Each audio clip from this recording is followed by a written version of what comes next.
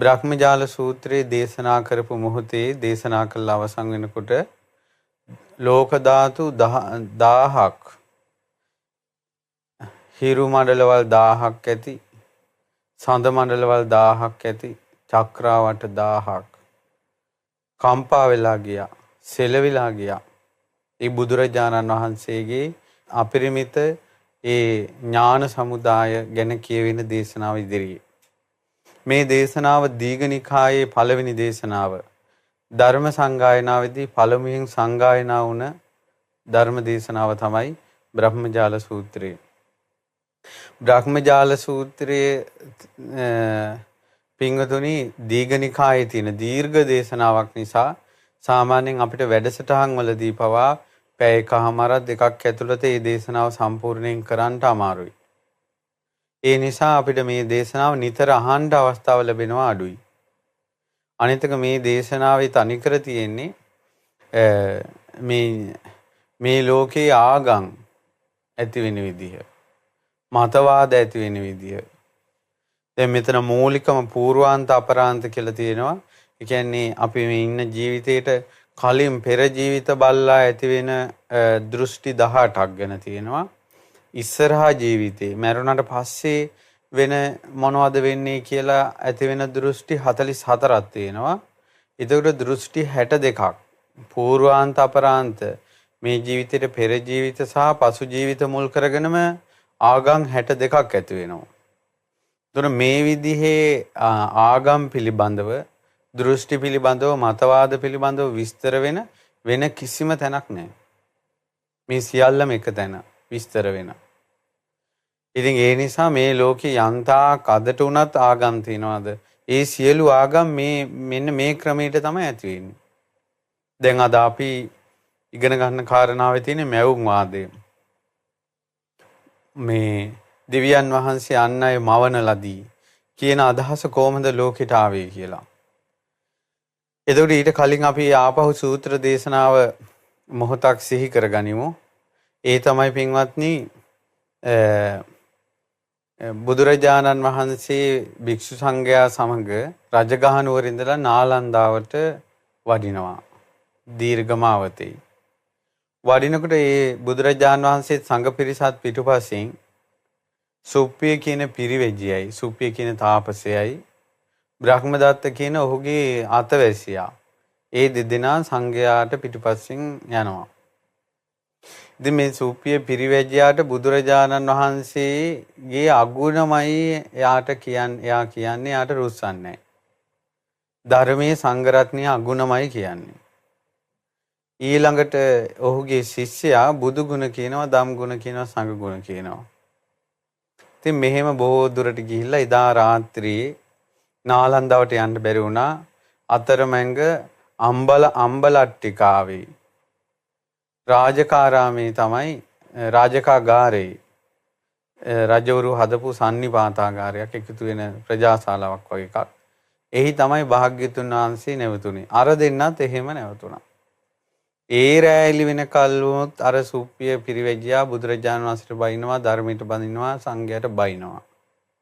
ඔහුගේ ගෝලයා බුදුරජාණන් වහන්සේට ගුණ කියනවා, ධර්මයට ගුණ කියනවා, සංඝයාට ගුණ කියනවා. පහවදා උදේ සංඝයා කතා කළා මේ බුදුරජාණන් වහන්සේ සත්වයන්ගේ නානාදිමුත්තිකතාවය, මේ සත්වයන්ගේ තියෙන වෙනස්කම්, හැඟීම් වල, සිතිවිලි වල, ජීවිතවල තියෙන වෙනස්කම් දේශනා කරපු එක කොයි තරම් ආශ්චර්ය දෙයක්ද මේ බලන්න. ගුරයි ගෝලයාගේ අදහස් දෙකේ වෙනස. ඉතින් බුදුරජාණන් වහන්සේ ඒ වෙලාවේ මේ එතෙන්ට වැඩම කළා සංඝයාගෙන් අහුවා කුමක්ද කතා කර හිටියේ. ඊට පස්සේ ඒ කාරණාව කියා හිටියට පස්සේ බුදුරජාණන් වහන්සේ වදාලා පින්වත් මහණෙනි, තථාගතයන් වහන්සේට උනත් කවුරු හරි බැන්නොත්, ගැරහැව්වොත්, ඊළඟට දොස් කිව්වොත්, ඒ වෙලාවට ගැටෙන්න, අමනාප වෙන්න, තරහ ගන්න යන්න එපා. මොකද එහෙම වුණාට පස්සේ ඒ කියන දේ ඇත්තක්ද නැත්තක්ද කියලා හොයාගන්න අමාරුයි. ඉතින් යම් කෙනෙක් බුදුරජාණන් වහන්සේට දොස් කියනවා නම්, ධර්මයට සංඝ රත්නයට දොස් කියනවා නම්, සිහි බුද්ධියෙන් කල්පනා කරලා බලන්න මේ කියන ඒවා තියෙනවද? මේ කියන ඒවා බුදුරජාණන් වහන්සේ තුල නැහැ, ධර්මයේ තුල නැහැ, සංඝයා තුල නැහැ. ඊට පස්සේ ඒක ලියා ගන්න තමන් ඒ වගේ පටලැවෙන්නේ නැතුව. ඒ ප්‍රශ්නේ තමන්ම හිතෙන් ලියා ගන්න පටලැවෙන්නේ නැතුව. ඊට පස්සේ බුදුරජාන් වහන්සේගේ ධර්මයේ සංගරත්නයේ ಗುಣ කිව්වොත් අමෝත උද්ධාමයකටපත් වෙන්න එපා. ඒ වෙලාවට කල්පනා කරන්න මේවා බුදුරජාන් වහන්සේ තුල ධර්මයේ තුල සංගරත්නයේ තුල තියෙනවද? එහෙම තියෙනවා නම් අමෝතුවෙන් තියෙන දෙයක් නේ තියෙන්නේ කියලා ඒකෙත් පටලැවෙන්නේ නැතුව ලියා ගන්න. බුදුරජාන් වහන්සේ වදාලා මේ ධර්මය අවබෝධ නොකරපු මේ ලෝකේ ඉන්න අශ්‍රතවත් පෘතජ්ජනයා බුදු ගුණ කියන්න ගියොත් එයාලා බුදු ගුණ කියන්නේ සීලය අරමුණු කරගෙන. බුදුරජාණන් වහන්සේගේ සීලය ගැන කියනවා. හැබැයි මේ සීලෙත් අල්ප මාත්‍රයක් කියන්නේ. ඉතින් පෘතජ්ජනයාට කියන්න පුළුවන් අල්ප මාත්‍ර වූ සීලේ මොකද්ද? ඒ තමයි බුදුරජාණන් වහන්සේ ප්‍රාණඝාතය කරන්නේ නැහැ, සොරකම් කරන්නේ නැහැ කියලා මේ බුද්ධ ශාසනයේ ඔබ අහලා තියෙනවා චූල සීල, මජ්ක්‍ධිම සීල, මහා සීල කියලා තියෙනවා. ඒතර මූලික වශයෙන් අපි කතා කරන දස කුසල පත ආදී දේවල්, දස කුසල් වගේ ඒවා අයිති වෙනවා චූල සීල. මධ්‍යම සීලයට අයිති වෙනවා මේ බුදුරජාණන් වහන්සේගේ ඒ අවතුම් පැවතුම් පිළිබඳව. ඊළඟට මහා සීලයට අයිති වෙනවා ආජීවයේ සම්බන්ධයෙන්. ඒතකොට ඒකෙදින් අපි විස්තර කළා මේ ලෝකේ තියෙන මේ යන්ත්‍ර, මාන්ත්‍ර, තාන්ත්‍ර, ශාස්ත්‍ර, විද්‍යා ඒ වගේ ලෝකේ සමන බ්‍රහ්මණවරු ජීවත් වෙනවා. නමුත් බුදුරජාණන් වහන්සේ ඒ වගේ ජීවත් වෙන්නේ නැහැ කියලා හරි සිල්වත් කෙනෙක් කියලා ලෝකේ කතා කරනවා. හැබැයි ඒක සීල මාත්‍රයක්. ලෝකේ පෘථජ්ජනයටත් බුදුරජාණන් වහන්සේගේ ඒ වගේ සිල් ගැන කියන්න පුළුවන්. ඒ වුණාට බුදුරජාණන් වහන්සේ වදාලා පින්වත් මහණෙනි අවබෝධයට දුෂ්කර වූ අතක්කාවචර වූ ගම්බීර වූ නුවණැතියන් විසින් අවබෝධ කරන මහා පරම ගම්බීර ඥානයක් බුදුරජාණන් වහන්සේට තියෙනවා. එතකොට ආන්න වර්ණනා කරනවා නම් බුදු ගුණ බුදුරජාණන් වහන්සේ ගැන වර්ණනා කරනවා නම් ආන්න ඒ විදිහට වර්ණනා කළා නම් හරි කියවෝ. අවබෝධ කිරීමට දුෂ්කර වූ භාග්‍යතුන් වහන්සේගේ ඥානය. ඉතින් එහෙමනම් කළාට කමක් නැහැ කිව්වා. ඒකනම් වර්ණනාවක් කියලා කියන්න පුළුවන් කිව්වා. ඒකට එහෙනම් බුදු කෙනෙක් පවා ප්‍රශංසා කරන මේ බුදු ගුණ තේරුම් ගන්න බුදුරජාණන් වහන්සේගේ ඥානය මේකයි කියලා තේරුම් ගන්න සුදුසු කරුණු ටික තමයි දැන් කතා වෙන්නේ. ඉතින් මේක අහනකොට අපිට සතුටු වුණා. ඇත්තටම අපි පහුගිය කාලේ බුදු ගුණ කියනකොට ඒ බුදුරජාණන් වහන්සේගේ ඥානය ගැනමයි ප්‍රකට කර කර ඒ විස්තර කළේ. ඒතර ඒකෙන්ම තේරුම් ගන්න අපිට බුද්ධ ශාසනයේ ඇත්තටම පෘථජ්ජන භවයේ ගිලෙන්නේ නැතුව අපිට බුදුරජාණන් වහන්සේගේ ධර්මයේ ගැන යම්කිසි ප්‍රසාදයකට එන්න ලැබිච්ච එක කොයිතරම් හොඳද කියලා. මොකද බුදුරජාණන් වහන්සේ වුණත් බාහිර දෙයකින් වර්ණනා කරනවට වැඩිය බුදුරජාණන් වහන්සේගේ ඥානය ගැන ලෝකයා ප්‍රසාදයට පත් වෙන එක ගැන බුදුරජාණන් වහන්සේ ඒක සුදුසුයි කියලා වදාලා.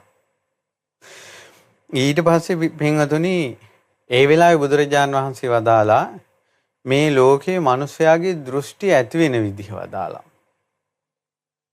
දෘෂ්ටි ඇති වෙන විදිය. ඒතකොට බුදුරජාණන් වහන්සේ වදාලා මේ ලෝකයේ සත්වයා අතීතයේ අරමුණු අතීතයේ කෙලවරක් අරමුණු කරගෙන දෘෂ්ටි වලට බැඳෙන විදිහ. බුදුරජාණන් වහන්සේ වදාලා අතීත කෙලවර මුල් කරගෙන දෘෂ්ටි 18කට බැඳෙනවා. දෘෂ්ටි කීයකට බැඳෙනවද? 18කට. මේවා ඉතින් කොලයක් අරන් සටහන් කරගත්තත් කමක් නැහැ. කොලයක් අරන් සටහන් කරගන්නකොට තමයි හොඳට මතක හිටින්නේ. අතීතයේ අරමුණ කියන්නේ කලින් පෙර ජීවිත මුල් කරගෙන දෘෂ්ටි 18කට බැඳෙනවා. ඒවා එක දෘෂ්ටියක් තමයි සාස්වතයි කියලා. ඒ දෘෂ්ටි 17කට බැඳෙනවා ක්‍රම කිහිපයකට. එක ක්‍රමයක් තමයි සාස්වතයි. සාස්වතයි කියන්නේ ඇත කියන දෘෂ්ටියකට.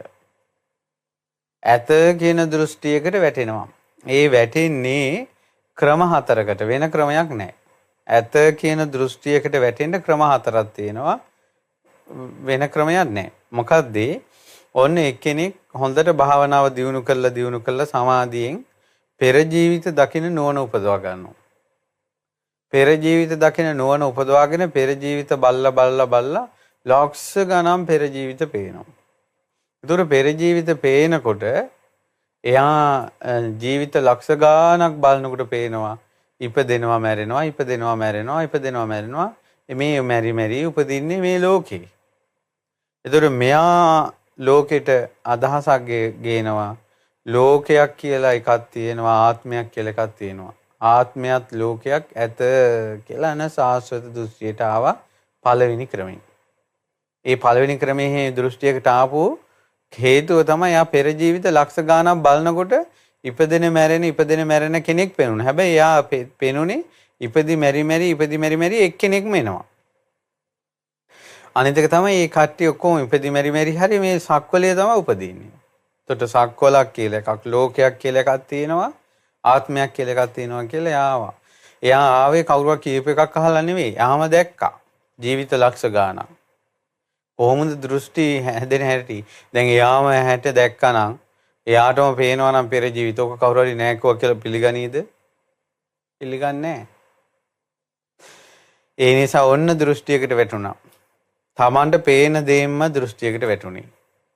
ඊට පස්සේ දෙවෙනි එක්කෙනා තමයි දෙවෙනි දෘෂ්ටියට වැටෙන විදිහ තමයි එයා ජීවිත බලනවා ජීවිත ලක්ෂයන් නෙවෙයි සංවට්ට විවට්ට මේ ලෝකේ හැදෙන නැති වෙන මහා කල්ප එයා සංවට්ට විවට්ට කල්ප 1 2 3 4 10 සංවට්ට විවට්ට කල්ප 10ක් දකිනවා. එහෙම දකිනුටත් එයාට පේනවා කෙනෙක් මැරෙනවා ඉපදෙනවා ලෝකේ. ලෝකෙත් ඇති වෙනවා නැති වෙනවා. හැබැයි ඇති වෙලා නැති වෙලා හරි ලෝකයක් තියෙනවා. ලෝකයක් තියෙනවා ආත්මයක් තියෙනවා කියලා ඇත කියලා දෘෂ්ටියට එනවා දෙවෙනි එක. එතකොට මේ දෙවෙනි දෘෂ්ටියට යන්නේ සංවට්ට විවට්ට කල්ප 10ක් විතර දැකලා. ඉස්සෙල්ලා එකේනා ජීවිත ලක්ෂයක් දැකලා. තුන්වෙනි එකේනා ඇත කියන සංඥාවට එන්නේ යාට සංවට්ට විවට්ට කල්ප 10 15 20 30 40 සංවට්ට විවට්ට කල්ප 40 පේනවා. ඒත් පේනවා මැරෙනවා ඉපදෙනවා සක්වල ඇති වෙනවා නැති වෙනවා. හැබැයි ඇති වෙනවා නැති වෙනවා ගන්නට ගන්න එයාට අර ඉපදෙනවා මැරෙනවා වගේ එකක් එයාට හිතෙන්නේ. ඒතර එයාට හිතෙනවා ලෝකයක් තියෙනවා ආත්මයක් තියෙනවා. ආයෙත් ඇත කියන තැනටම ආව එයාට සංවට්ට විවට්ට කල්ප 40ක් පෙනිලත් ඇත කියන තැනටම ආවා. ඔය තුන්වෙනි ක්‍රමය. හතරවෙනි එක්කෙනා මොකද කරන්නේ? ඒ හතරවෙනි එක්කෙනා දෘෂ්ටියකටපත් වෙන්නේ එයා තර්ක කරනවා. තර්ක විතර්ක විමසලා යා කියනවා ලෝකයක් ඇත සාස්වතයි ආත්මයක් ඇත. ඔන්න බුදුරජාන් වහන්සේ වදාලා ඔය ක්‍රම හතරට තමයි ලෝකේ සාස්වතයි ඇත කියන දෘෂ්ටිය ඇති වෙන්නේ. එතකොට බුදුරජාණන් වහන්සේ වදාලා වෙන ක්‍රමයක් නැහැ. ඉතින් බුදුරජාණන් වහන්සේ ඕක අවබෝධයෙන්ම දන්නවා. ඒ කියන්නේ මේ අය මේ දෘෂ්ටියට ග්‍රහණය වෙලා මේකම බදාගෙන ඉඳලා මේකටම බැඳිලා ආය උපතක් කරා යන හැටි. මොකද එයාලා කෙලවරක් හොයා ඉන්නකොට මෙයාලා ආපහු උපතකට යනවා. එතකොට ආය උපත් වලට යන හැටි බුදුරජාණන් වහන්සේට පේනවා. ඊට පස්සේ මීට වඩා දේවලුත් බුදුරජාණන් වහන්සේට පේනවා. අවබෝධ වෙලා තියෙන්නේ. ඊට පස්සේ නමුත් මට මීට වඩා දේවලුත් තේරෙනවානේ කියලා බුදුරජාණන් වහන්සේට ඒ අවබෝධ ඥානය ගැන බැඳීමක් නැහැ. අද කාලේ කෙනෙකුට මොන හරි වැටීමක් තිබ්බොත් කොහොමද ඒක? මමයි මේක දන්නේ මටයි මේක තේරෙන්නේ මමයි මේක දැක්කේ කියලා බුදුරජාණන් වහන්සේට එහෙම ඒ අවබෝධ ඥානයත් එක්ක බැඳීමක් නැහැ. ඊට පස්සේ ඒ දෘෂ්ටිවලට බුදුරජාණන් වහන්සේ දන්නවා දකිනවා මේ දෘෂ්ටිවලට මා අසු නොවුන නිසා මං තුලම නිවිලා ඉන්නේ. බුදුරජාණන් වහන්සේ නිවිලා ඉන්නේ සංසිඳිලා ඉන්නේ ඇවිස්සিলা නැහැ. ඒකත් බුදුරජාණන් වහන්සේ දකිනවා. ඊළඟට මේ දෘෂ්ටි ස්පර්ශය නිසා හටගන්නා වේදනාවන්ගේ ආස්වාදයේ ආදීනවේ නිස්සරණේ බුදුරජාණන් වහන්සේ දන්නවා දකින්නවා අවබෝධ කළා. ඒ නිසා බුදුරජාණන් වහන්සේ උපාදාන රහිතව කෙලෙසුන්ගෙන් නිදහස් වෙලා සිටින්නේ. ලෝකයා දෘෂ්ටි වලට බැස ගන්නකොට බුදුරජාණන් වහන්සේ නිදහස් වෙලා. ආන්න බුදුරජාණන් වහන්සේ වදාලා අන්න බුදු ගුණ කියනවා නම් අන්න ශාස්ත්‍රුන් වහන්සේ ගැන වර්ණනා කරනවා නම් ඔය ක්‍රමයට වර්ණනා කළාට කමක් නැහැ කිව්වා. මේ කිසිම දෘෂ්ටියකට බුදුරජාණන් වහන්සේ අහුන්නේ නැහැ. මේ දෘෂ්ටිංගේ හට ගැනීම නැතිවීම ආස්වාදයේ ආදීනව නිස්සරණේ දන්නවා. ඒ බුදුරජාණන් වහන්සේ දන්න දකින ඥාණයටවත් බුදුරජාණන් වහන්සේගේ බැඳීමක් නැහැ. බුදුරජාණන් වහන්සේ මේ දෘෂ්ටි වලට වැඳුනාට පස්සේ ඊළඟට කුමක්ද වන්නේ කියලා බුදුරජාණන් වහන්සේට අවබෝධඥානෙ තියෙනවා. පින්වතුනි මේක ආශ්චර්යයි, අద్භූතයි.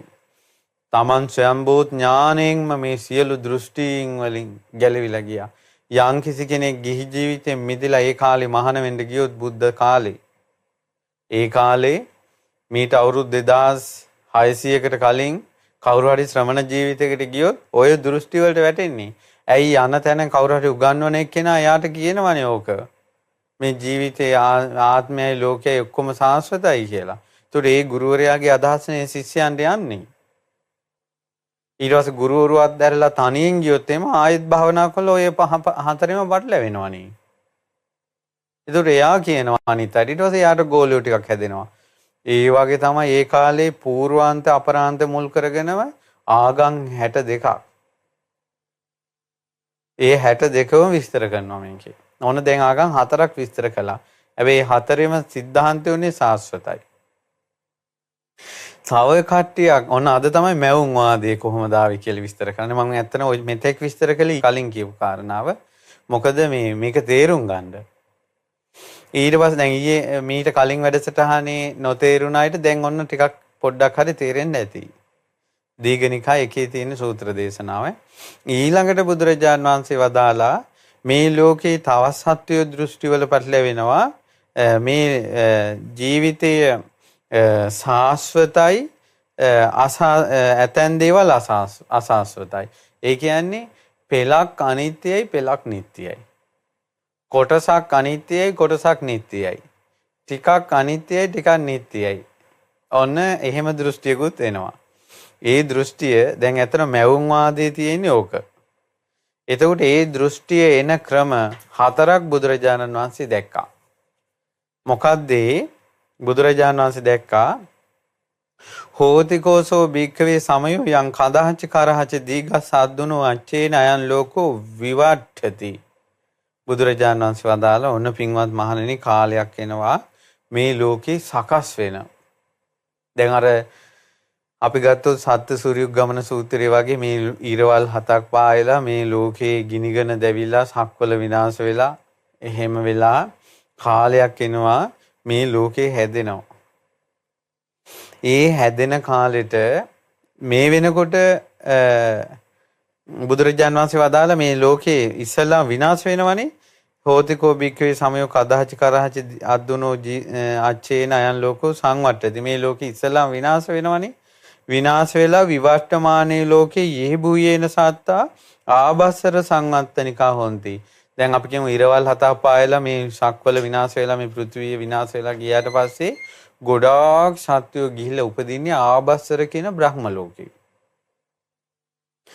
තේ තත්ත හොಂತಿ. එහි ඒ සත්වයෝ ඉන්නේ මනෝමය කයකින්. මේ ශරීරයේම භාවනාවෙන් පුළුවන් පින්වතුනි මේ හැඩරුව තියෙනව ශරීරයක් එළියට ගන්න පුළුවන්. ඒකට කියනවා මනෝකය කියලා. ඒතකොට මේ ආභාසර දිව්‍ය ලෝකේ ඉන්නේ මනෝකයෙන්. ප්‍රීති බක්කා ආහාරය තමයි ප්‍රීතිය. ආය උයන්නේ පියන්නේ ටෙම්පරාරු කරන්නේ රත් කරන්නේ නැහැ. ප්‍රීතිය. සතුටින් ඉන්නේ. ඒ සතුට වැඩි වෙනකොට තමයි කය ආහාරයෙන් පිරෙන්නේ. සයම් ප්‍රභා ලයිට් දාලා ඒව මොකුත් නැහැ. තමන්ගේ ඇඟෙන් මෙලියෙන්නේ. ඊට පස්සේ අන්තලික්ඛචරා අහසේ තමයි ගමන් කරන්නේ අහසින්. ඊළඟට සුභට්ටායිනෝ චිරන් දීඝ මද්ධානං තිට්ඨති. මේ විදිහට ප්‍රීති අනුභව කරමින් ආසේ සැරිසරමින් සොඳුරු ලෙස ජීවත් වෙමින් දීර්ඝ කාලයක් ඉන්නවා. ඔන්න ඒකට ලෝකේ නැහැ. ඔන්න කාලයක් එනවා මේ පෘථුවිය හැදෙනවා. ලෝකේ හැදෙනවා. ලෝකේ හැදෙන කාලේ. ඒතකොට ලෝකේ හැදෙන්නේ කොහොමද කියලා විස්තර වෙනවා අග්ගඤ්ඤ සූත්‍රේ. එතකොට දැන් ඒකත් දීඝනිකායි තියෙන්නේ. එතකොට අපිට ඒක දැන් මෙතන විස්තර කරන්න බැයි දේශනාව. එතකොට මේ ලෝකේ හැදෙන කාලයක් එනවා. හැදෙන කාලයක් වෙනකොට ඔන්න ඒත් එක්කම බ්‍රහ්ම විමානයකුත් හැදෙනවා. විමාන දිව්‍ය විමාන බ්‍රහ්ම විමාන හැදෙනවා. ඒතකොට හිස් බ්‍රහ්ම විමානයක් හැදෙනවා. බ්‍රහ්මියෙක් නෑ මේකේ. එතකොට අර ආභසර මේ දිව්‍ය ලෝකෙන් ආයුෂ ඉවර වෙලා එක ආභසර දිව්‍ය රාජයෙක් එහින් බ්‍රහ්මියෙක් එහින් චුත වෙලා අර හිස් බ්‍රහ්ම ලෝකේ උපදිනවා. දැන් මේකේ ස්වභාවය තමයි ඉහළින් පහළට තමයි එන්නේ. ඔන්න අලුතෙන් ඇදිච්ච හිස් බ්‍රහ්ම ලෝකේ ඉපදුනා. ඉපදුනාට පස්සේ ඔන්න මෙයා දැන් අර විදිහටමයි දීර්ඝායුෂ තියෙනවා, ශරීරයෙන් මේ ආලෝකේ විහිදෙනවා, ප්‍රීති අනුභව කරලා එයාත් අර ආභාසර බ්‍රහ්ම විමානේ වගේ දැන් මේකේ ඉන්නවා. අහසින් යන්නේ ඇඟේ එළිය. ඔහොම කාලයක් යනකොට මෙයාට ටිකක් කලකිරීමක් ඇති වෙනවා. නොයල්මක් ඇති වෙනවා. මං විතරයි ඉන්නේ කියලා. කවුරුත් නැහෙනේ. දුර මෙයාට හිතෙනවා තවත් සත්වයෝ ඉපදෙනවා නම් හොඳයි කියලා මෙයාට හිතෙනවා. ඔන්න වෙච්ච දේ. මෙයාට හිතෙනවා තවත් කවුරු හරි ඉපදෙනවා නම් කියලා හිතෙනවා. එහෙම හිතෙනකොට පින්වතුනි අර ආභාසර දිව්‍ය ලෝකේ තවත් ආයුෂ අවසන් වෙච්ච අය ඉන්නවනේ. ඒ අය චුත වෙලා මේ විමානේ ආයෙ ඉපදිනවා. එතකොට මෙයාට හිතෙනවා මෙයා මොකද කරන්නේ ඊට පස්සේ එයාලත් අර ආලෝකෙ විහිදෙමින් ඉන්නේ. එතකොට මේ ඉපදුනාට පස්සේ අර මුලින් ඉපදිච්ච කෙනාට හිතෙනවා මං තමයි බ්‍රහ්මයා. මං තමයි මහා බ්‍රහ්මයා. මං තමයි සියල්ල මැව්ව කෙනා. මාව කාටවත් මැඩලන්න බෑ.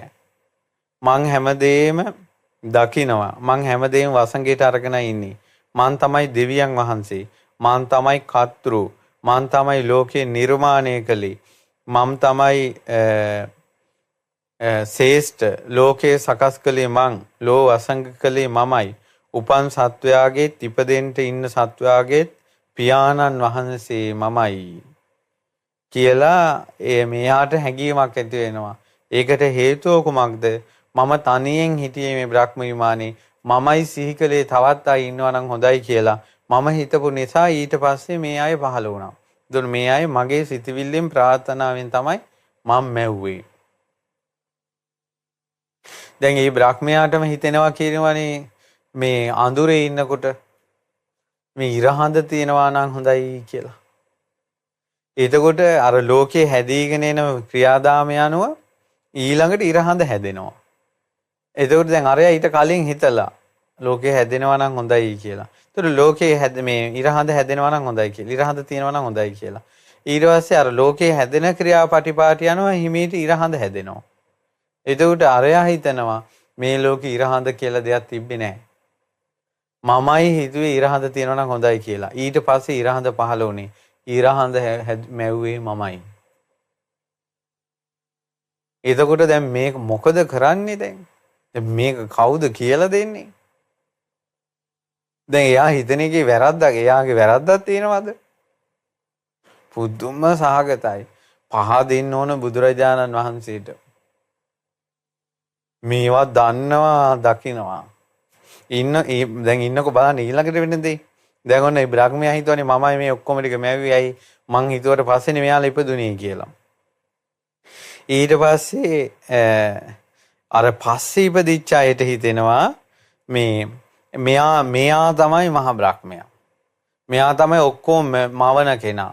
ඊට පස්සේ මෙයා තමයි අපගේ දෙව් පියාණන්.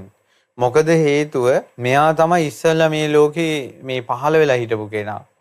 ඊළඟ මෙයාලු හිතුවේ අපිව පහළ වෙන්න කියලා. ඊට පස්සෙලු අපි පහළ වුණේ.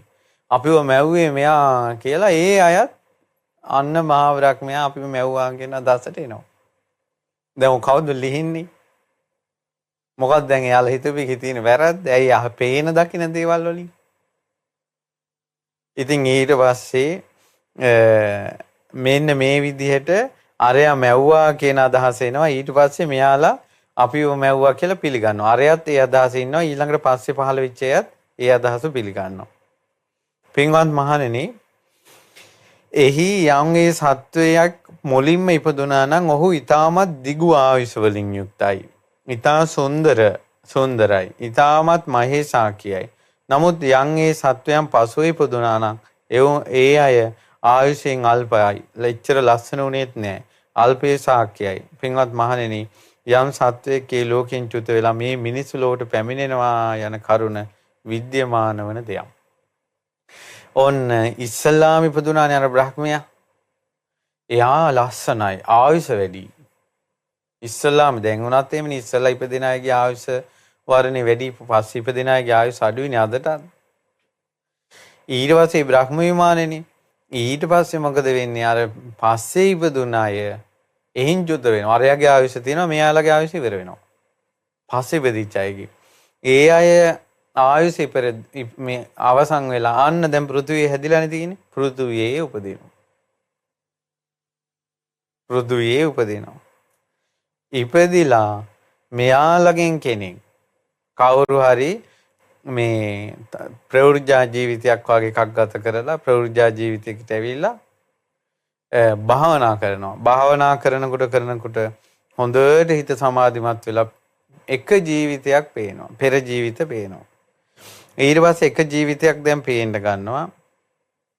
ඊට පස්සේ පේන්න ගන්නකොට මොකද වෙන්නේ? එයාලට පේනවා අපි කලින් හිටියේ බ්‍රහ්ම ලෝකේ. ඒකට අපි මවපු බ්‍රහ්මෙක් හිටියා.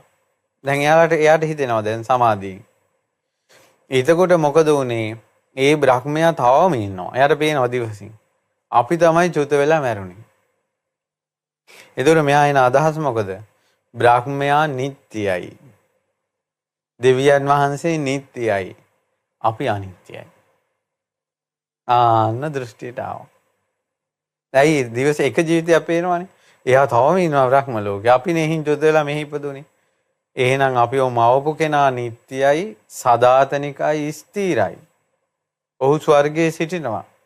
අපි අනිත්‍යයි. කියලා දැන් මේ ආයේ මේ දෘෂ්ටියට ආවේ කවුරුත් කියලාද? කවුරුත් ඔළුවට දාලාද? නෑනේ. තමන්ම දැක්කනේ සමාධියෙන්. ඕක කොහොම නෙවෙයි කියලා කියන්න පුළුවන් කෙනෙක් ඒ අයගේ ලෝකේ ඉන්නවද එක්කෙනෙක්වත්? අර බ්‍රහ්මයාටවත් මේක කියන්න පුළුවන්ද? කිසි කෙනෙකුට අගක් මුලක් කියන්න බෑ. කිසි කෙනෙකුට අගක් මුලක් කියන්න බෑ. පුදුම සහගතයි. මේ වගේ ගැලවෙන්නේ කොහොමද? ඒතකොට කොහොම හරි එයා දකින්න සමාධියෙන් එයා හැඟීමකට එනවා. බ්‍රහ්මයා දෙවියන් වහන්සේ නිට්ටයයි, සදාතනිකයි, ස්ථිරසාරයි. ඒ අය ස්වර්ගයේ ඉන්නවා. අපි තමයි මෙරි මෙරි යන්නේ. අපි අනුගාමිකයෝ කියලා. ඒතකොට කොටසක් නිට්ටයයි, කොටසක් අනිත්‍යයි. කොටසක් සාස්වතයි, අනිත් කොටස අසාස්වතයි කියලා ඔන්න දෘෂ්ටියට එන පළවෙනි ක්‍රමී. ඔන්න මෙහොන් ආදී. ඉතින් පින්වත්නි බුදුරජාණන් වහන්සේ මේක දන්නවනේ, දකින්නවනේ, අවබෝධ කළානේ. ඉතින් ඒ නිසා පින්වතුනි මේක නම් පුදුම සහගතයි. ඊට පස්සේ ඔන්න බලමු දෙවෙනි ඊළඟ එක. ඊළඟ මේ දෘෂ්ටි හට ගන්න ඇති. ඔන්න ලෝකේ සාස්වතයි අසාස්වතයි කියන්නේ කොටසක් නිට්ටයයි කොටසක් අනිත්‍යයි කියන නැත්නම් කොටසක් ඇත්ත කොටසක් නැත කියන දෘෂ්ටියට එන පළවෙනි ක්‍රමය මෙවුන් ආදී. දෙවෙනි ක්‍රමය තමයි ඔන්න ඉන්නවා පින්වත් මහණෙනි බුදුරජාන් වහන්සේ වදාලා සාන්ති භික්කවේ කිඩ්ඩාප දෝසිකා නාම දේවා. දිව්‍ය ලෝකයක් තියෙනවා. ඒ දිව්‍ය ලෝකේ නම තමයි කිඩ්ඩාප දෝසික.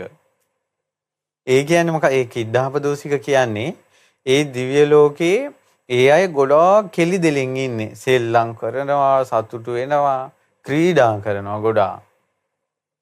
කෙලි දෙලින් ඉන්නකොට ඒ කෙලි දෙලින් ඉන්න එකේම ඉඳලා යාලට ආහාර ගන්න අමතක වෙනවා.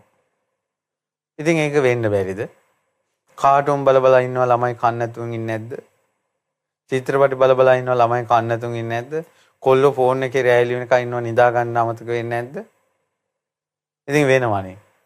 අර කිඩ්ඩාප දූසික දෙවිවරුන්ට දිව්‍ය ආහාර ගන්න අමතක වෙනවා කියනවා සෙල්ලම් කර ඉඳලා. එහෙම වෙනකොට ඒ ආහාර නැතිවීමෙන් චුත වෙනවා. ආන්නේ දෙවිවරුන්ට කියනවා කිඩ්ඩාප දූසික කියලා. තේ අතිවේලං හස්ස කීඩා රති ධම්ම සමාපන්නා විහරಂತಿ. ගොඩක් වෙලා hina වෙවි කෙලි දෙලෙන් වාසය කරනවා.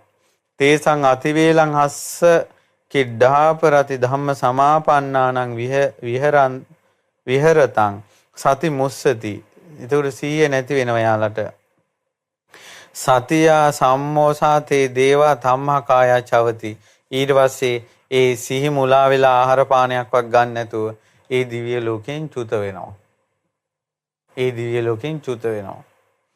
චුත වෙලා ඒ අයත් උපදිනවා මනුස්ස ලෝකේ. මනුස්ස ලෝකෙ ඉපදිලා මෙයාලත් මොකද කරන්නේ?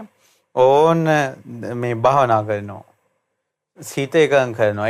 එකඟ කළා එක ජීවිතයක් පේන සමාධියක් ගන්නවා. එතකොට ඒ සමාධියෙන් අරන් බලනවා කලින් හිටපු ජීවිතේ. හැම මේ පේනවා කිද්දාපදූසික දෙවරු. අපිට මොකද උනේ කියලා බලනවා. සෙල්ලම් කර කර ඉඳලා කන්න බොනේ කමතක වෙලා දිව්‍ය ආහාර ගන්න කමතක වෙලා චුත වෙලා මෙහි ආවා. ඊට පස්සේ කල්පනා කරනවා යම් කිසි කෙනෙක් කෙලි දෙලෙන් වාසය කරලා ආහාර ගන්නට සීමුලා වෙලා ඉන්නවා නම් ඒ අය චුත වෙලා ඉපදෙනවා. ඒ වාගේ කෙලි දෙලෙන් ඉන්නේ නැති අය එහෙ තවම ඉන්නවා. එයාලා නිට්ටයයි අපි අනිත්‍යයි. පුදුම සහගතයි. පුදුම සහගතයි. දැක්කද දෘෂ්ටියකට ආපු හැටි? කොහොමද දෘෂ්ටියකට ආපු හැටි? එයාලා හිතනවා මේ සෙල්ලම් කර කර ඉඳලා කන්නේ බොන්නේ නැති අය අනිත්‍ය වෙනවා. පාඩුවේ ඉන්න අය නිට්ටය වෙලා ඉන්නවා එහි. ඒක සදාතනිකයි, ඒකයි ස්වර්ගය. ඉතින් බුදුරජාන් වහන්සේ වදාලා ඕන්න කොටසක් සාස්වතයි කොටසක් අසාස්වතයි කියන ඔන්න දෘෂ්ටිය ඇති වෙන දෙවෙනි ක්‍රමය. තුන්වෙනි ක්‍රමේ තමයි බුදුරජාන් වහන්සේ වදාලා සාන්ති දේවා මනෝපදූසිකා. බුදුරජාන් වහන්සේ වදාලා මේ මනෝපදූසික කියලා දිවුරු කොටාසයක් ඉන්නවා. එතකොට මේ මනෝපදූසික දිවුරුන්ගේ ස්වභාවය තමයි පින්වත්නි ඒ මනෝපදෝෂික කියලා කියන්නේ ඒ දෙවිවරු හොඳ සන්තෝෂයෙන් ඉතින් දිව්‍ය සැප විඳින්මින් ඉන්නවා. යම් වෙලාවක තරහක් ආවොත් ඒ තරහවට පස්සේ යාල කරන්නේ දැන් මනුස්ස ලෝකේ නම් බැන ගන්නවා ගහ ගන්නවා මරා ගන්නවානේ. ඒ දිව්‍ය ලෝකේ එහෙම නැහැ. ඒ දිව්‍ය ලෝකේ තියෙන්නේ තරහ ආව ගමන් අනිත් එක්කෙනා දිහා එක දිගට බලාගෙන ඉන්නවා. තරහින් බලාගෙන ඉන්නවා. බලාගෙන ඉන්නකොට චුත වෙනවා. ඒ දිව්‍ය ලෝකයේ ආයුෂ තියෙන්නේ තරහ එනකල්. තරහ අපු ගමන් නැති වෙනවා දිව්‍ය ආයුෂ. මනස කිලිටි වෙච්ච ගමන් දිව්‍ය ජීවිතෙන් චුත වෙනවා. ඉතින් බුදුරජාණන් වහන්සේ වදාළ සාන්ති වික්කවේ මනෝපදෝෂිකා නාම දේවා තේ අතිවේලං අඤ්ඤමඤ්ඤං උපනිජ්ජහයන්ති. එකිනෙකා කරේ වැඩිපුර බලාගෙන ඉන්නවා. තේ අතිවේලං අඤ්ඤමඤ්ඤං උපනිජ්ජහයන්තා අඤ්ඤමඤ්ඤම්හි චිත්තානි පදුසෙන්ති. එකිනෙකා දිහා බලාගෙන ඉන්නකොට හිත ක්‍රෝධයෙන් දූෂ්‍ය වෙලා යනවා. තේ අඤ්ඤමඤ්ඤහම්පි පදුට්ඨ චිත්තා කිලන්ත කාය. එකිනෙකා දිහා බලාගෙන ඉඳලා කය ගොඩාක් දුර්වල වෙනවා. කිලන්ත චිත්තා හිත ගොඩාක් මේ ක්ලාන්ත වෙනවා. තේ දේවා ධම්මා කාය චවಂತಿ. එතනින් චුත වෙනවා. මනුස්ස ලෝකෙ උපදිනවා. තානං කෝපනීතං භික්ඛවේ විජ්ජති යං අඤ්ඤතරෝ සත්තෝ ධම්මා කාය චවිත්වා ඉත්තත්තං ආගච්ඡති. ඔක්කොම නෙමෙයි අඤ්ඤතරෝ එක්තරා පිරිසක් මනුස්ස ලෝකෙ උපදිනවා. ඊට පස්සේ මෙයාලගෙන් එක්කෙනෙක් ඔන්න හොඳට භාවනා කරනවා. භාවනා කරනකොට එක ජීවිතයක් පේනවා. ඒ ජීවිතයෙන් පේනකොට මෙයාට පේනවා අම්මේ මේ දූසික කියලා දිව්‍ය ලෝකයක් තියෙනවා. ඒ ලෝකේ ඉන්න අය හොඳට සන්තෝෂෙන් ඉන්නේ. එතකොට අපිට උනේ අපි ඒ කාලේ එකිනෙකාගේ කෙරෙහි තරහෙන් බලාගෙන හිටියා. එතකොට අපි හිත දූෂ්‍ය වුණා. ඊට පස්සේ දූෂ්‍ය වෙලා අපි චුත වෙලා අපි මේකේ ඉපදුණා. අනිත් අය තාම ඉන්නවනේ. ඒ නිසා එකිනෙකා කෙරෙහි තරහෙන් බලාගෙන ඉන්න අය ඉන්නවා නම් ඒ අය අනිත්‍යයි. අනිත් අය නිට්ටයයි. අන්න කොටසක් නිට්ටයයි කොටසක් අනිත්‍යයි කියලා සාස්වත අසාස්වත ඒ දෘෂ්ටි දෙකම මේ අදහස් දෙකම තියෙන දෘෂ්ටියට ආව තුන්වෙනි ක්‍රමය. කවුදව විග්‍රහ කරන්නේ? කවුදව කියලා දෙන්නේ? දැන් අර මේ මවපු බ්‍රහ්ම පියාණන්ටවත් පුළුවන් ද මේවා කියලා දෙන්න? කියලා දෙන්න බෑ. මේ හැම දෙයක්ම බුදුරජාණන් වහන්සේ දැක්කා ප්‍රඥාවෙන්. අවබෝධ කළා. ඊට පස්සේ හතරවෙනි ක්‍රමේ තමයි ඔන්න එක්කෙනෙක් ඉන්නවා. එක්කෙනෙක් ඉඳලා මෙයා මොකද කරන්නේ? මෙයා ගොඩාක් තර්ක කරනවා. තර්ක කර ඔන්න එයා ලෝකෙට අදහසක් දානවා. මොකද්ද අදහස? මේ ලෝකේ තියෙනවා නම් ඇස කියලා එකක්. ඒක අනිත්‍යයි. ඒක ඊළඟට සෝත කන නාසය දිව කය මේවා අත්තා අනිච්චෝ අද්දුහෝ අස්සතු විපරිණාම ධම්මෝ අනිත්‍යයි. ඊළඟට ස්ථීරසාර නැහැ, වෙනස් වෙනවා. මේ ඇහැ කන නාසය දිව කය මනස. හැබැයි දැන් මෙයා කියනවා හිතනවා තර්ක කර හිතන්නේ. ඇයි දැන් මෙයාට ඇහැ අනිත්‍ය වෙනවා පේනවනේ. කන නාසය දිව කය වෙනස් වෙනවා පේනවනේ. මෙයා කල්පනා කළා මෙයා කියනවා ඒක අනිත්‍යයි. ඒ වුණාට චිත්තන්තිවා මනෝතිවා විඥානන්තිවා සිත කියලා යමක් තියනවද, මනස කියලා යමක් තියනවද, විඥානය කියලා යමක් තියනවද? ඒක අත්තා ආත්මයි. නිච්චෝ නිට්ටයයි. දුවෝ ස්ථිරසාරයි. සස්සතෝ ඒක තියෙනවා ඇත. විපරිණාම ධම්මෝ වෙනස් වෙන්නේ නැහැ. ඒ කියන්නේ ඇස කන නාසය දිව කය අනිත්‍යයි. මනස සිත විඥානය කියන එක නිට්ටයයි. අන්න කොටසක් සාස්වතයි, කොටසක් අසාස්වතයි. කොටසක් ආත්මයි, කොටසක් අනාත්මයි කියන දෘෂ්ටියට ආපු හතරවෙනි ක්‍රමේ. ඔන්න ඔය ක්‍රම හතරින් තොරව ලෝකයේ ආය ඔය සම්බන්ධයෙන් දෘෂ්ටි ඇති වෙන්නේ නැහැ. වෙන එකක් නැහැ. ඉතින් බුදුරජාණන් වහන්සේ දේශනා කරනවා පින්වත් මහණෙනි මම ඔය එක දන්නවා, අවබෝධ කළා. ඊට පස්සේ අවබෝධයෙන්ම දන්නවා. ඒ කියන්නේ මේ දෘෂ්ටිය ඇති කරගෙන ওই දෘෂ්ටිය හිතා ඉඳලා මේ අය ඊට පස්සේ මැරිලා යන ලෝකත් බුදුරජාණන් වහන්සේට පේනවා. ඊට පස්සේ මීට වඩා උත්තරීතර දේවලුත් බුදුරජාණන් වහන්සේට පේනවා.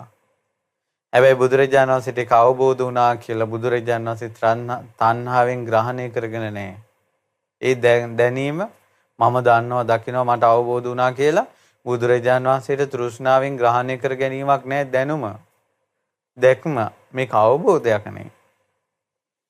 ඊට පස්සේ බුදුරජාණන් වහන්සේ මේ කිසිම දෘෂ්ටියකට අහු වෙන්නේ නැති නිසා, සියලු දෘෂ්ටි වලින් නිදහස් වුණ නිසා අභ්‍යන්තරයේම නිවිලා ඉන්නේ. ඊළඟට බුදුරජාණන් වහන්සේ මේ දෘෂ්ටි ස්පර්ශය නිසා හටගන්නා වූ වේදනාවන්ගේ ආස්වාද ආදීන නිස්සරණය දන්නා නිසා, දකිනා නිසා, අවබෝධ වෙලා නිසා කෙලෙස් රහිතව සියල්ලකින් නිදහස් වෙලා ඉන්නවා. කොහොමද අපේ බුදුරජාණන් වහන්සේ? කොහොමද හිතා ගන්න බෑ පින්වතුනි මේ ඥාන සමුදාය. හිතා ගන්න බෑ මේ අවබෝධය. එතකොට වෙන ආගමක වුණත් වෙන දර්ශනයක වුණොත් ඒ අයට බුදුරජාණන් වහන්සේ ගැන විශ්වාසයක් ආවොත් එයාලගේ ගැටේ ලියහ ගන්න පුළුවන්. නැත්තම් බෑමයි. දැන් හිතන්න මේ දෘෂ්ටිවල පැටලිච්ච අයට දෘෂ්ටිය ලියහ ගන්න අවශ්‍යනම වෙන දේ මොකද්ද?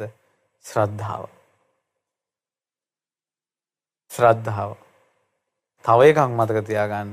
සෝවාන් නොවන තාක්කල් මේ ලෝක සත්වයේ ඉන්නේ ඇත්ත නැත කියන දෘෂ්ටි දෙකේ. මිනිසුන්ට හිත විග්‍රහ කරගන්න බැරි වුණා මිසක්කා තමන්ගේ දෘෂ්ටිය විග්‍රහ කරගන්න බැරි වුණා මිසක්කා ඇත නැත කියන දෘෂ්ටියේ සිටින්නේ. මේ ඇත නැත කියන දෘෂ්ටි දෙක නැති වෙන්නේ පටිච්ච සමුප්පාදයේ හේතුඵල ධර්ම අවබෝධ කළොත්. එතකොට ඒකට තියෙන ලොකුම සුදුසුකම එහෙනම් ওই ගැටේ ලියහ ගන්න. මං කිව්වේ මේ වෙන මැවුම් වාදක එක ඉන්න කෙනෙකුට ඒක ලියහ ගන්න මේක කොහොමද ඇති වුනේ කියලා විශ්වාස කරන්න එපයි. කියන කෙනා ගැන ඒක විස්තර කරන කෙනා ගැන විස්තර කරන්නේ බුදුරජාණන් වහන්සේනේ. ශ්‍රද්ධාව ඕනද නැද්ද? ඒතර වෙන ආගමක ඉන්න කෙනෙකුටත් තමන්ගේ ආගම්වාදී ලියහ ගන්න ශ්‍රද්ධාව ඕනේ නම් අපිට කොහොමදත් නිවන් දකින්න ශ්‍රද්ධාව ඕන. විශ්වාසය ඕන. බුදුරජාණන් වහන්සේ ඒකනේ මං හේතු සහිතවයි ධර්මයේ දේශනා කරන්නේ. හේතු නැතුව නොවේ. ප්‍රාතිහාර්ය සහිතවමයි ධර්මයේ දේශනා කරන්නේ. ප්‍රාතිහාර්ය නැතුව නොවේ. විශේෂ අවබෝධයෙන්මයි ධර්මයේ දේශනා කරන්නේ. විශේෂ අවබෝධයක් නැතුව නොවේ කියලා බුදුරජාණන් වහන්සේ දේශනා කරනකොට දස දහසක් සක්වලවල් හෙල්ලෙන්න ගත්තානේ. මේ අවබෝධය දිහා බලන්න. මේ ආගම් ටික විස්තර කළ අවසන් වෙනකොට මිහි මඩලට දරා ගන්න බැරි වුණ අස්තර කාලයක් ඒ ආගම් 62 විස්තර කළා නෑ කවුරුත්. සත්‍ය ස්වභාවයෙන්ම විස්තර කළා නෑ. සත්‍ය ස්වභාවයෙන් බුදුරජාණන් වහන්සේ විස්තර කරපු ගමන් දස දහසක් සක්වලවල් හෙල්ලෙන්න ගත්තානේ. ආගම් 8ක් දැන් අපි විස්තර කළා. ඉතින් පින්වතුනි මේක හොඳට සිහි බුද්ධියෙන් අහගන්න. මේක නම් අහන්නත් පිනක් ඕන. මේක හොඳට කල්පනාවෙන් ඉන්නකොට තමයි මේක තේරෙන්නේ. ඉතින් ඉස්සල්ලා අහන්න ලැබීම ගැන සතුටටපත් වෙන්න ඊට පස්සේ පොත්පත් වලින් හොඳට කියවන්න. හැබැයි නුවණින් හොඳට අහගෙන ඉන්න මේ තේරෙන විදිහට මේ කියන්නේ. ඊට පස්සේ බුදුරජාණන් වහන්සේ වදාලා මේ ලෝකේ තවත් තියෙනවා. දැන් ඔන්න ඔක්කොම කියවනේ බුදුරජාණන් වහන්සේ මේ දේශනා කරන්නේ පෙර ජීවිත මුල් කරගෙන ආගම් 18ක් ඇති වෙනවා. ඉදිරියට මරුණට පස්සේ යන ජීවිත මුල් කරගෙන ආගම් 44ක් ඇති වෙනවා. ඒතර දැන් මේ විස්තර කරන්නේ පෙර ජීවිත මුල් කරගෙන.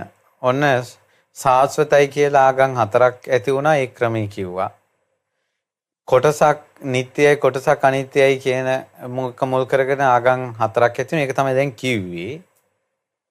දැන් කියනවා දැන් විස්තර කරනවා ලෝකේ කෙලවරක්. දැන් තවත් ආගම කොටසක් ඇති වෙනවා. ලෝකේ කෙලවරක් තියෙනවා. එහෙම නැත්නම් ලෝකේ කෙලවරක් නැහැ. මේ සක්වලේ කෙලවරක් මේ සක්වලේ කෙලවරක් තියෙනවා කෙලවරක් නැහැ කියන තැනට මේ ලෝකේ දෘෂ්ටි 4ක් ඇති වෙනවා. 5ක් නැහැ. ලෝකේ කෙලවරක් ඇත නැත කියන අදහස මුල් කරගෙන ආගම් 4ක් තියෙනවා. ආගම් 5ක් නැහැ 4යි. ඒ කොහොමද 4ක් ඇති වෙන්නේ? ඔන්න කෙනෙකුට අදහසක් තියෙනවා මේ ලෝකේ කෙලවරක් ඇත කියලා. ඒතර මේක හරි පුදුම සහගත දෙයක් පින්වතුනි. මේක හොඳට මේ නුවණින් තේරුම් ගන්න ඒ තමයි මේ භාවනාවේ මුලා වෙන හැටි හොඳට තේරුම් ගන්න පුළුවන්. භාවනාවේ අද කාලේ මේ එක මාර්ගඵල වලටපත් වුණා කියලා ඊට පස්සේ කාලේ කියලා විකාර කරනවා. ඊළඟට එක රූප පේනවා නොපෙනෙන ලෝක පේනවා කියලා එහෙම තේරුම් විදිහට මිනිසුන්ට හිතවලට යනවානේ. ඒවා වෙන්නේ කොහොමද කියලා තියෙනවා මේක හොඳට නුවණින් අහන්න. ඉද බික්කවේ ඒකච්චෝ සමනෝ භාවා බ්‍රහ්මනෝවා ආතප්පමන්වාය පදහනමන්වාය අනුയോഗමන්වාය අප්පමාදමන්වාය සම්මා මනසිකාර මන්වාය. ඔන්න කෙනෙක් ශ්‍රමණෙක් හෝ බ්‍රාහ්මණෙක් හොඳට වීරිය කරලා ගොඩාක් මහන්සි වෙලා කෙලිස් තව තවා හොඳ චේතෝ සමාධින් පුසති හොඳ චිත්ත සමාධියක් උපද්දවා ගන්න. යතා සමාහිතේ චිත්තේ අත්ථ සංඤී ලෝකස්මින් විහෙරති. එතකොට එයාට සමාධියක් ඇති වෙනවා. එයාගේ සංඥාව තමයි ලෝකයක් ඇත කියලා.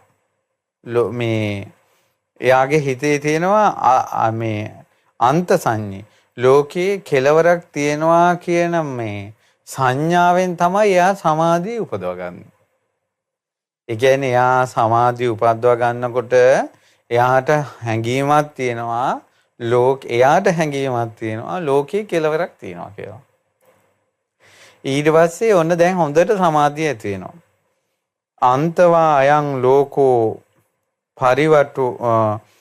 පරිවටුමෝ තං කිස්ස හේතු ඊට පස්සේ මෙයාට ඒ සමාධියෙන් පේනවා ඒ භාවනාවෙන් පේනවා මේ ලෝකේ කෙලවරක් තියෙනවා රවුමට තියෙන්නේ මේ සක්වල.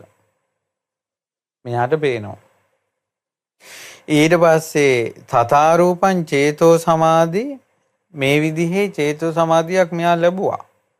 මෙයා ලබලා මෙයා ලෝකෙට අදහසක් දේශනා කරනවා. ලෝකේට කෙලවරක් තියෙනවා. ඇයි මම සමාධියක් ලැබුවා. ඒ සමාධියෙන් මම දැක්කා ලෝකේ කෙලවරක් තියෙනවා. මේක රවුමට තියෙන්නේ. එතකොට මේකේ ප්‍රශ්නේ මොකද්ද? මේකේ ප්‍රශ්නේ තමයි මෙයා කලින්ම හිතුවා ලෝකෙට කෙලවරක් තියෙනවා කියලා. ඒ හිතපු එකම සමාධියෙන් පේනවා. දැන් මම ඒක විස්තර කරන්න ඒක පරිවර්තනේ. ඇතන් ශ්‍රමණෙක් වේවා බ්‍රාහ්මණෙක් වේවා කෙලෙස් තවන වීරියෙන් යුතුව අධික වීරියෙන් යුතුව යලි යලිත් වීරිය කොට අප්‍රමාදීව භාවනා කොට මනවින් මානසිකාර කරලා යම් අයුරකින් හිත සමාහිත වෙලා ලෝකෙහි කෙලවරක් ඇත යන හැඟීමෙන් වාසය කරනවා නම් එවැනි චිත්ත සමාධියක් ඇති කර ගන්නවා.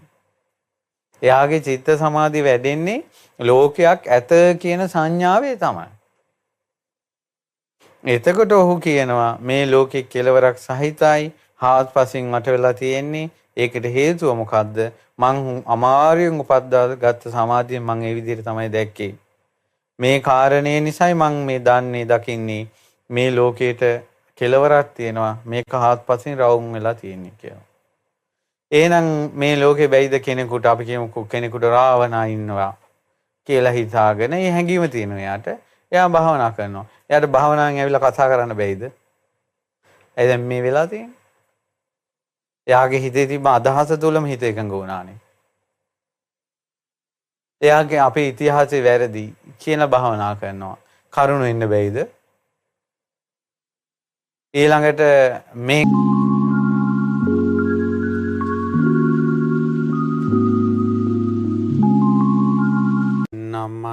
නමස්කාර වේවා බුදුරුවනට සමදා බුදු හිමි සරණ යමි. නමස්කාර වේවා ධම්රුවනට සමදා සදහම් සරණ යමි. නමස්කාර වේවා සංඝරුවනට සමදා මහා සංඝ සරණ යමි.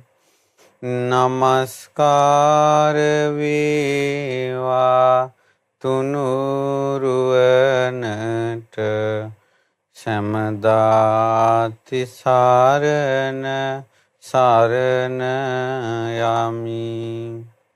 සාදු සාදු සාදු. අපගේ පරම පූජනීය ගුරු දේවෝත්තම කල්යාණ මිත්‍ර පින්වත් ලොකු ස්වාමීන් වහන්සේට নমස්කාර වේවා. නිදුක් නිරෝගී දීර්ඝායුෂ සම්පන්නිය සැලසීවා. සාදු සාදු සාදු. ශ්‍රද්ධාවන්ත පින්වත්නි, අද දවසේ අසිරිමත් සම්බුදු සරණ උතුම් දහම් වැඩසටහනින් බුදුරජාණන් වහන්සේගේ බුද්ධ ශාසනය ගැන තමයි තේරුම් ගන්නේ. ඒ බුද්ධ ශාසනය බිහි කළ ශාස්ත්‍රූන් වහන්සේ ගැනයි තේරුම් ගන්නේ. ඒ බුදුරජාණන් වහන්සේ ගැනයි පැහැදීම ඇති කරගන්නේ.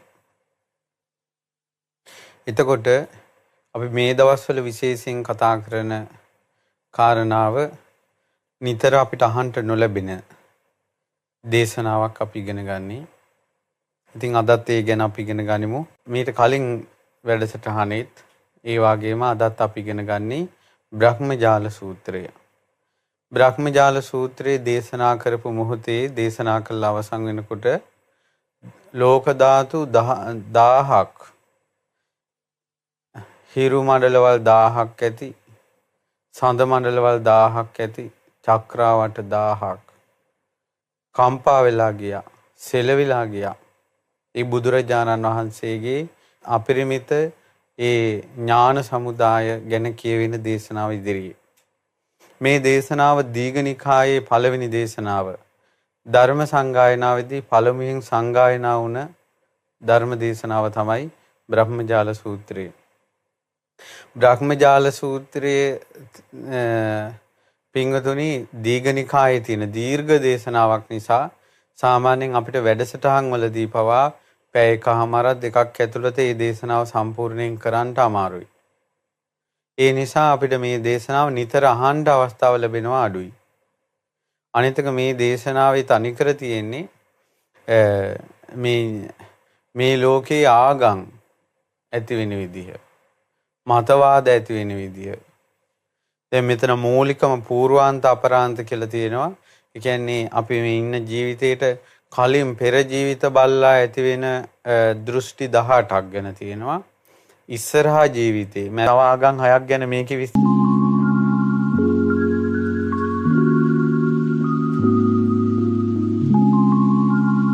නමස්කාර වේවා බුදුරුවනට සමදා බුදු හිමි සරණ යමි. නමස්කාර වේවා ධම්රුවනට සමදා සදහම් සරණ යමි. නමස්කාර